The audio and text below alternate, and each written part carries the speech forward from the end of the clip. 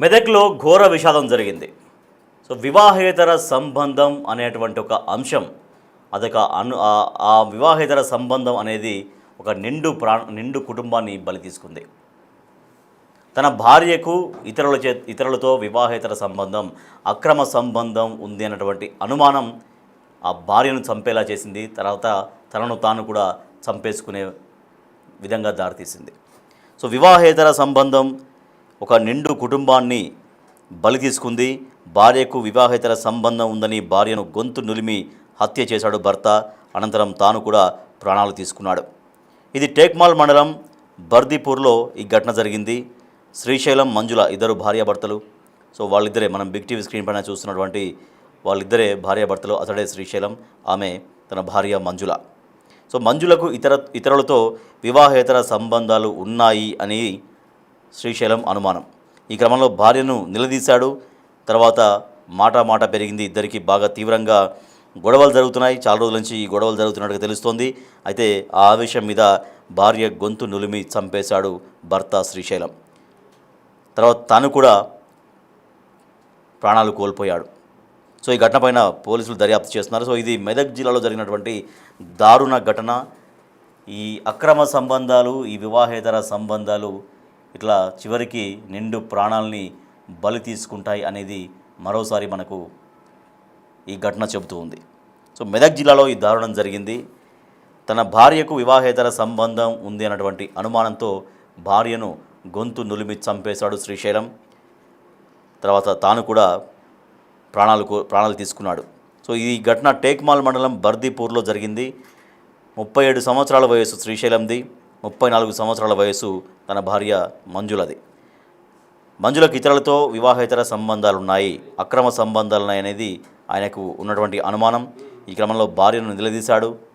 So వాళ్ళిద్దరి మధ్యలో తీవ్రస్థాయిలో గొడవ జరిగింది. దీంతో భార్యను గొంతు నులిమి చంపేశాడు భర్త. అనంతరం తాను కూడా ప్రాణాలు తీసుకున్నాడు. మరింత సమాచారాన్ని మా ప్రతినిధి దుర్గారెడ్డి అందిస్తారు.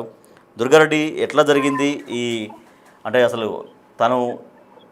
తన భార్యకి ఇతరులతో అక్రమ సంబంధాలు ఉన్నాయి, ఇతరులతో వివాహేతర సంబంధాలు ఉన్నాయనే దానిపైన ఎప్పటి నుంచి వీళ్ళిద్దరు గొడవ పడుతున్నారు? అసలు వీళ్ళ కుటుంబంలో ఏం జరిగింది? అంటే రాజేష్ గత 2-3 సంవత్సరాల నుంచి భార్యపై అనుమానం వ్యక్తం చేస్తూ చాలా సందర్భాల్లో కూడా గొడవలు పెట్టుకున్నట్లుగా తెలుస్తుంది. ఆ తర్వాత కూడా అటు తల్లిదండ్రులు కావచ్చు వీళ్ళంతా కూడా కుటుంబ సభ్యులు, ఆ తర్వాత పెద్ద మనుషులు కూడా కొంత సరి చెప్పిన వినకపోవడం మనసులో పెట్టుకొని భార్యపై అనుమానం వ్యక్తం చేస్తూ తరచూ గొడవ పడేవారని చెప్పి మనకు స్థానికంగా పోలీసుల ద్వారా కొంత సమాచారం అందుతుంది. ఆ తర్వాత కూడా మంజులతో గొడవ పడ్డ తర్వాత అనంతరం మనం గొంతుని మధ్య చేసి తాను కూడా ఉరివేసుకొని శ్రీశైలము మంజులను చంపిన తర్వాత చనిపోయినట్లుగా పోలీసులు మాత్రం అక్కడికి చేరుకొని ప్రాథమిక విచారణ చేపట్టారు.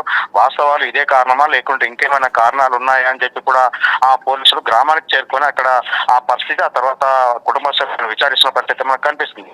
దీంతో పాటు ఒకవేళ అనుమానం వ్యక్తం అవుతుంటే లేకపోతే ఇక్కడ కూడా అక్కడున్న సంబంధికులు అంటే తల్లిదండ్రులు కావచ్చు లేకుంటే అక్కడున్న స్థానికుల ద్వారా పోలీసులు మాత్రం పూర్తి విచారణ చేసి ఆ కేసు నమోదు చేసుకుని డెడ్ బాడీలను పోస్ట్ మార్టం తరలించే ఏర్పాట్లు అయితే పోలీసులు ఉన్నారు. కూడా ఒకవేళ ఎలాంటి అంటే హింసాత్మక సంఘటన ఏమైనా జరిగే అవకాశం ఉంటాయని కూడా పోలీసులు అక్కడికి నామినేషన్ జరుగుతున్నాయి కనుక పోలీసులు రప్పించిన తర్వాత అక్కడికి పూర్తిగా వెళ్ళి విచారణ చేసే అవకాశాలు అయితే మనకు కనిపిస్తున్నాయి. రాజేష్, అంటే వీళ్ళకు పిల్లలు ఉన్నట్టుగా తెలుస్తుందా దుర్గారెడ్డి? పిల్లల సంగతి ఏంటి? అయితే మంజుల శ్రీశైలంకు ఒక కుమారుడు ఉన్నట్లు తెలుస్తుంది. ఆ కుమారుడు కూడా మరి స్కూల్కి వెళ్ళిన తర్వాత జరిగిందా లేకుంటే నిజంగా నిన్న జరిగితే కుమారుడు కూడా భయప్రాంతాలకు గురయ్యే వేరే దగ్గర ఉన్నాడా తెలుస్తలేదు కనుక అక్కడికి ఒక కుమారుడు అయితే పిల్లలు ఒకరు కుమారుడు ఉన్నారని మాత్రం స్థానికులు పోలీసులకు మాత్రం తెలిపినట్టు తెలుస్తుంది.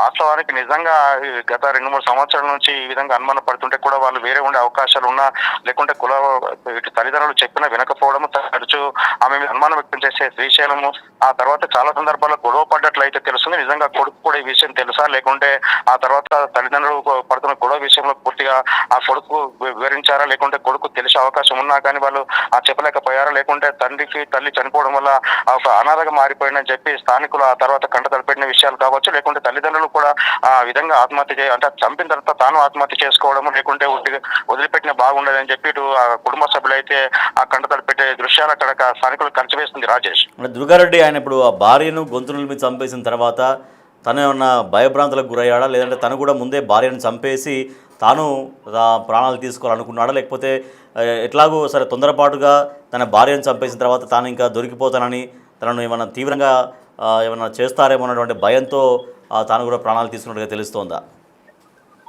రాజేష్, వాస్తవానికి ఇక్కడ భార్యను చంపిన తర్వాత ఆందోళన వ్యక్తమైనట్లుగా తెలుసు. తర్వాత తాను కూడా ఆత్మహత్య చేసుకోవాలండి. ఎట్లయితే ఆ కేసు అవుతుంది, జైలుకి వెళ్లాల్సి వస్తుంది, తాను బతికి కూడా ఉపయోగం లేదు.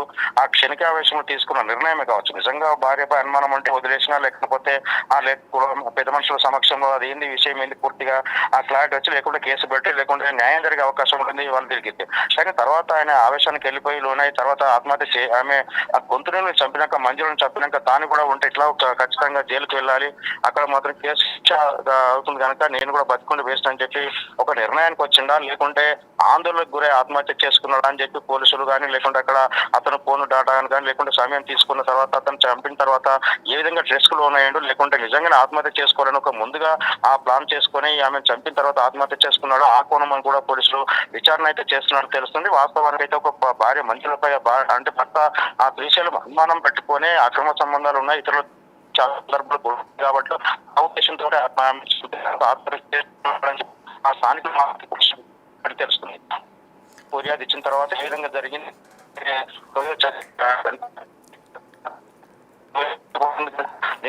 కూడా వేషంతో ఆ ఉద్దేశంతో చనిపోయాడా, లేకుంటే ముందుగా ప్లాన్ చేసుకొని చనిపోయాడా అని చెప్పి పోలీసుల విచారణ తెలిసే అవకాశం మనకు కనిపిస్తుంది. Rajesh, right, thank you Durga Reddy. Medak జిల్లాలో దారుణం జరిగింది.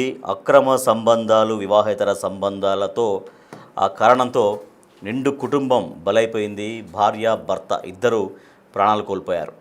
సో ముందుగా భార్యకు తన భార్య మంజులకి ఇతరులతో వివాహేతర సంబంధం ఉంది అనేది ఎప్పటి నుంచో ఆయనకు ఉన్నటువంటి అనుమానం. ఈ విషయంలో వాళ్ళిద్దరి మధ్యలో చాలాసార్లు గొడవలు జరిగాయి. సో ఆ ఇద్దరు భార్యాభర్తలు శ్రీశైలం, మంజుల. సో వాళ్ళిద్దరి మధ్య దీనికి సంబంధించి అంటే ఇతరులకు తన భార్యకు అక్రమ సంబంధం ఉంది అన్నటువంటి అనుమానాన్ని పెంచుకున్నాడు. సో అది నిజమా కాదనేది వాళ్ళకి తెలియాలి. బట్ ఆ అనుమానంతో, ఆ కోపంతో, ఆ ఉద్రేకంతో ముందు భార్య గొంతు నిలిమి హత్య చేశాడు. తర్వాత తను కూడా ప్రాణాలు తీసుకున్నాడు. సో ఒక్కసారిగా వాళ్ళ కుటుంబీకుల్లో ఆ ఊరిలో విషాద ఛాయలు అలుముకున్నాయి. మనం చూస్తున్నాం, వాళ్ళు రోధిస్తున్నారు. వాళ్ళిద్దరూ అమ్మాయి తల్లిదండ్రులు అంటే మంజుల తల్లిదండ్రులు అయి ఉంటారేమో అనిపిస్తోంది. సో ఇద్దరు డెడ్ బాడీస్ మనకు కనిపిస్తున్నాయి. సో ఇద్దరు డెడ్ బాడీస్ మనం చూస్తున్నాం. అంటే ఇటువంటి వ్యవహారాలు చివరికి ఇట్లా హత్యలు, ఆత్మహత్యల దగ్గరే వీటికి ఫుల్ స్టాప్ పడుతుంది. సో ఇటువంటి వాటి జోలికి వెళ్లకుండా తమ కుటుంబాలని కాపాడుకోవాల్సినటువంటి అవసరం ఉంటుంది. ఎందుకంటే ఇప్పుడు వాళ్ళకి పిల్లలు ఉన్నారని చెప్తున్నారు, ఒక బాబు ఉన్నాడని చెప్తున్నారు. సో మరి ఆ బాబు పరిస్థితి ఇప్పుడు సో వాళ్ళిద్దరూ క్షణికావేశంలో తను ఎటువంటి ఆలోచన చేసి తనను ఇబ్బంది పెట్టిన అంటే భర్తకు అనుగుణంగా నడుచుకోకుండా ఈ రకంగా తను ప్రాణాలు కోల్పోయింది. చేసిన పనికి అతను కూడా ఒక భయపడ్డా, మరి బయట ఇంకా కుటుంబ పరువు పోయింది అనుకున్నాడా, లేదు ఇంకా తన భార్యను హత్య చేసిన తర్వాత తాను కూడా జైలు శిక్ష అనుభవించాల్సి వస్తుంది, తనకు శిక్ష పడుతుంది, ఇవన్నీ ఇంకా వేస్ట్, మనం బ్రతికి ఉండడం వేస్ట్ అనుకొని తను కూడా ఆత్మహత్యకు పాల్పడ్డా. సో కారణాలు అయితే ఇంకా పూర్తిగా తెలియాలి. దీనిపైన పోలీసులు విచారణ కొనసాగిస్తున్నారు. సో గుండెలు అవిసేలా వృద్ధ దంపతులు రోధిస్తూ ఉన్నారు. సో అక్రమ సంబంధాలు, ఇటువంటి వివాహేతర సంబంధాలు చివరికి ఇట్లా కుటుంబాలని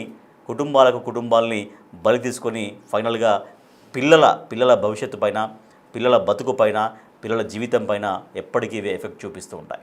సో వాళ్ళిద్దరు చనిపోయారు, తల్లి చనిపోయింది, తండ్రి చనిపోయాడు. ఈ ఘటనలో, మెదక్ జిల్లాలో జరిగినటువంటి ఈ ఘటనలో తన భార్య మంజులకి ఇతరులతోటి అక్రమ సంబంధం ఉంది, వివాహేతర సంబంధం ఉంది అని తను అనుమానించాడు. సో గతంలో కూడా జరిగి ఉంటుంది. వాళ్ళ మధ్యలో చాలా రోజుల నుంచి గొడవలు జరుగుతున్నాయి. సో అది నిజమా కాదనేది వాళ్ళకి తెలియాలి, వాళ్ళిద్దరికి తెలియాలి. సో భర్త శ్రీశైలం తన భార్య మంజులను చంపేశాడు, తన భార్యను గొంతు నులిమి చంపేశాడు. అనంతరం తాను కూడా ప్రాణాలు కోల్పోయాడు.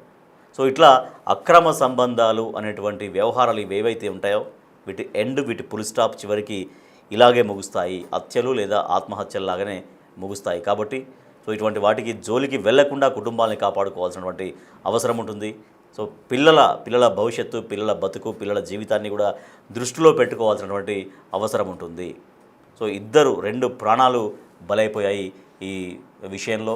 సో తల్లిదండ్రులు గుండెలు అవిసేలా రోధిస్తూ ఉన్నారు. చాలా దారుణమైనటువంటి పరిస్థితి మనం చూస్తున్నాం. 2 డెడ్ బాడీస్ అక్కడ ఇంట్లో 2 డెడ్ బాడీస్, భార్యాభర్త ఇద్దరి డెడ్ బాడీస్ ముందు వాళ్ళు గుండెలు అవిసేలా రోదిస్తూ ఉన్నారు. నిండు కుటుంబాన్ని